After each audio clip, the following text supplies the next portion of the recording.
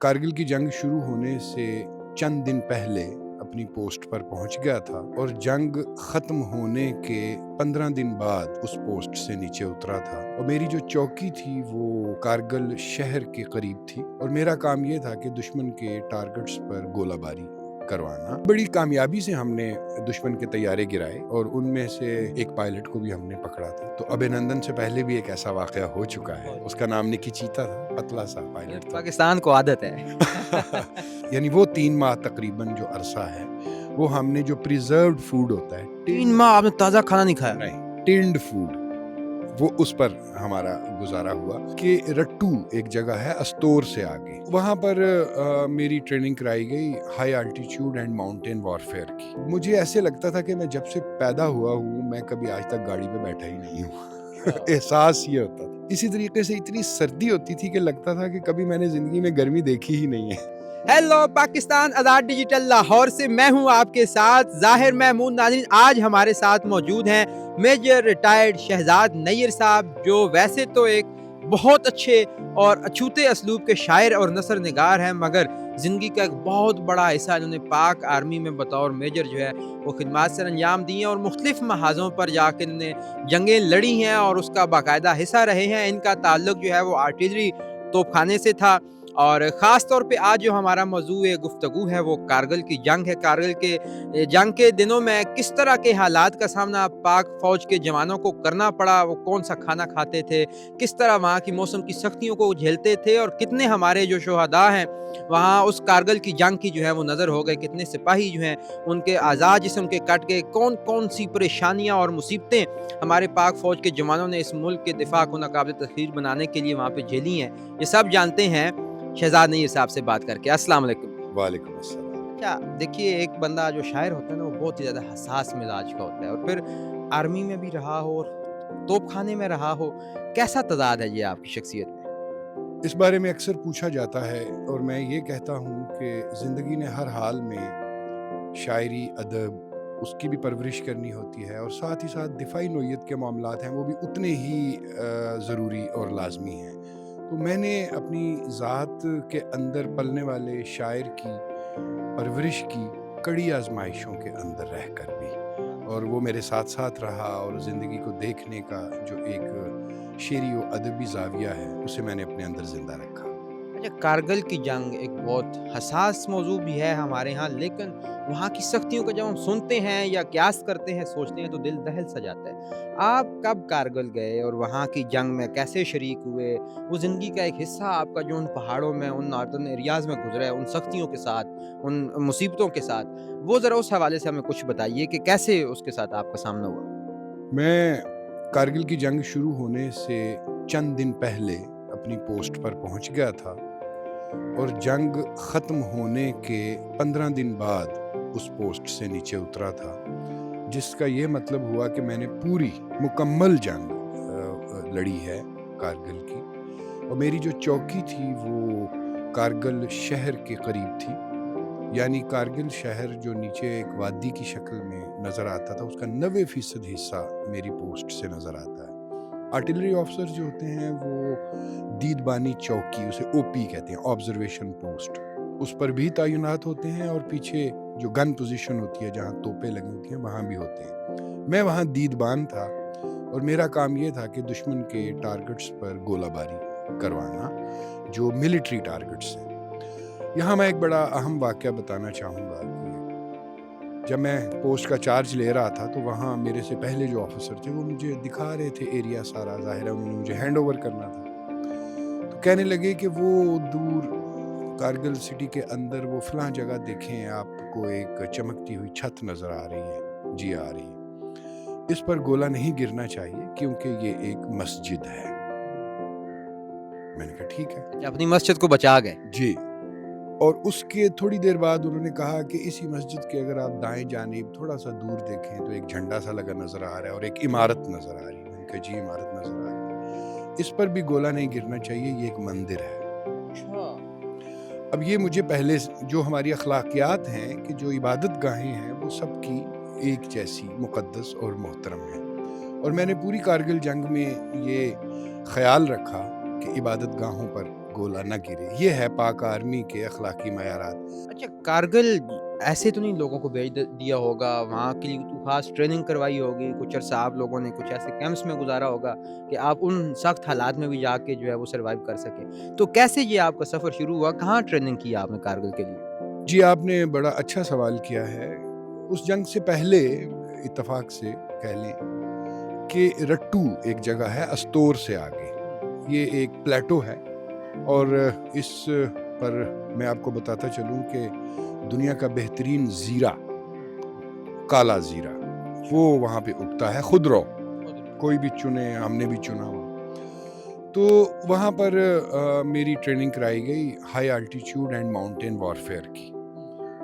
उस ट्रेनिंग के दौरान में पहाड़ी इलाकों की जंग, ग्लेशियर ट्रेनिंग के लिए हम नांगा पर्वत के बेस कैंप पर गए और ice wall crossing, ice wall traversing, crevice crossing, इस तरह की हमने ट्रेनिंगें की जो ख़ास तौर पर पहाड़ी और बर्फ़ानी महाज़ों पर जंग लड़ने के लिए ज़रूरी समझी जाती है। कारगिल की जंग चूँकि सब लोग आगाह हैं, वहाँ हालात बहुत सख्त थे और सलाम है उन जवानों को जिन्होंने इतने सख्त हालात में भी वहाँ अपने आप को न सिर्फ ये कि जंग के लिए पेश किया और इस धरती के दिफा के लिए पेश किया, बल्कि साथ ही साथ उन मयारात का भी ख्याल रखा जो किसी भी जंग में हर फौज को रखने चाहिए। आपका ताल्लुक किस इलाके से? मेरा गुजरांवाला से ताल्लुक। ट्रेनिंग एक ऐसा शोबा है पाक आर्मी का जो निहायत सख्ती से उसको अंजाम दिया जाता है। हम ये कहते हैं कि स्वेट सेव्स द ब्लड। अगर आप ट्रेनिंग में अपना पसीना बहाएंगे तो वो जंग में आपके खून बहाने से आपको यानी महफूज रख सकता है। तो हम जितना सख्त ट्रेन अपने आप को करते हैं उतनी ही अच्छी हमारी परफॉर्मेंस होती है। तो मैं भी ट्रेनिंग के उन्हीं सख्त मराहिल से गुजरा। वहाँ तो देखिए ऑक्सीजन कम होती है, वहाँ तो अगर आप टूथपेस्ट भी कर रहे हैं तो आपका सांस फूल सकता है। उस कम ऑक्सीजन के लिए एक्लेमेटाइजेशन का एक प्रोसेस होता है कि आप जो हाइट गेन करते हैं वो रफ्ता रफ्ता करते हैं। 24 घंटों में आपने 2000 फुट हाइट गेन कर ली, फिर वहाँ स्टे कर लिया ताकि जिस्म जो है वो उस हाइट का आदी हो जाए, उस बुलंदी का। अगले दिन फिर उससे ज़्यादा बुलंदी पर आप चले जाएं। तो इन तमाम मराहिल से गुजर कर मैं कारगिल के महाज पे पहुँचा और हमारी जो आगे की चौकियाँ थीं, जो हमने जिन इलाकों को कंट्रोल किया हुआ था, उन इलाकों में जो सिपाही थे, मैं ज़ाती तौर पे समझता हूँ कि मुझसे भी ज़्यादा कड़े हालात में वो रह रहे थे। उसे यरमूक सेक्टर कहते थे और उसके अंदर उस तरह की पक्की अकोमोडेशन या उस तरह की लॉजिस्टिक सपोर्ट या इवन खाने पीने का इंतज़ाम उतना अच्छा नहीं था जितना पहले से कायम शुदा चौकियों पर था। और मैं पहले से कायम शुदा चौकी पर था। हालात तो बहुत सख्त थे, रोज़ाना बमबारी होती थी। एक बात मैं ये कहना चाहूँगा ख़ास तौर पे कि जिस तरह हमारी फ़ौज ने वहाँ पर बेपनाह शुजाअत और बहादुरी का मुज़ाहरा किया, वैसे ही दुश्मन की फ़ौज ने भी अपनी डिटर्मिनेशन, अपनी जो महारत है उसके भी बड़े बड़े मुज़ाहरे किए। अब देखिए कैप्टन कर्नल शेर शहीद, बहुत बड़ा नाम, निशाने हैदर भी मिला, वो आगे उसी यरमूक सेक्टर में थे। उनकी जब शहादत हो गई और उसके बाद दुश्मन ने जब उनकी डेड बॉडी अपने कब्जे में की तो यकीन कीजिए कि दुश्मन ने उनकी साइटेशन लिखी और उसमें उनकी जो लाजवाल और बेमिसाल बहादुरी है उसे शानदार अल्फाज में खराज तहसीन पेश किया।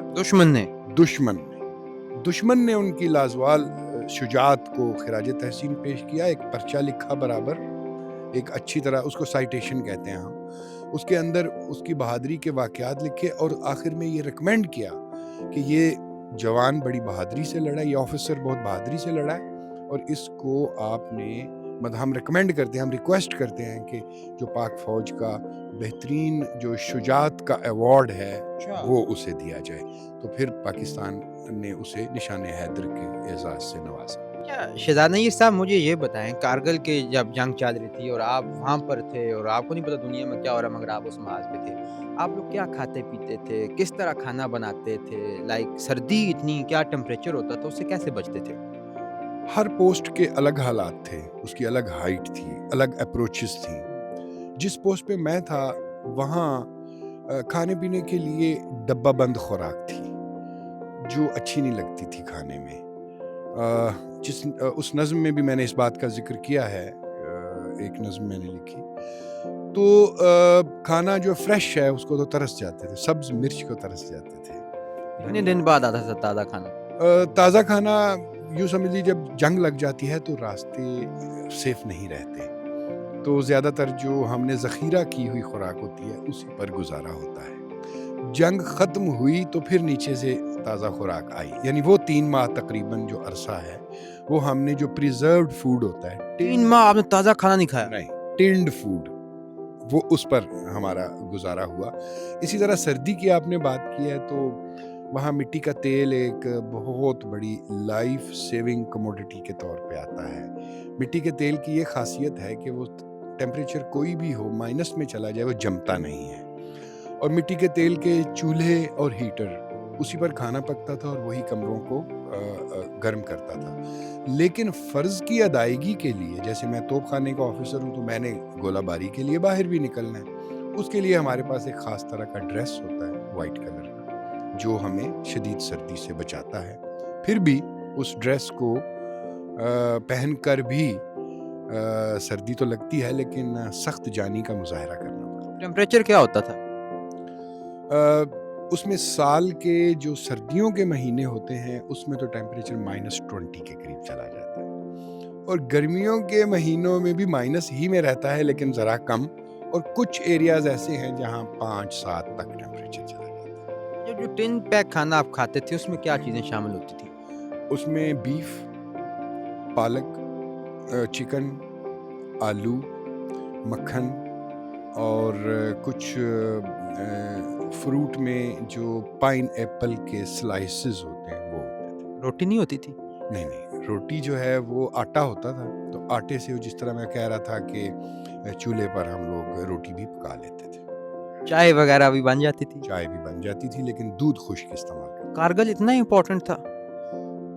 کارگل ایک اہم سیکٹر ہے، اور اس سیکٹر پر 1971 میں بھی ایک دو بدو کی کیفیت پیدا ہوئی تھی، اور 1999 میں جب تولولنگ اور ٹائیگر ہلز اور کاکسر وغیرہ اور دراس اور بٹالک سیکٹرز میں پیش قدمی ہوئی ہماری جانب سے، تو پھر دشمن نے بھی اسی طریقے سے رسپونڈ کیا.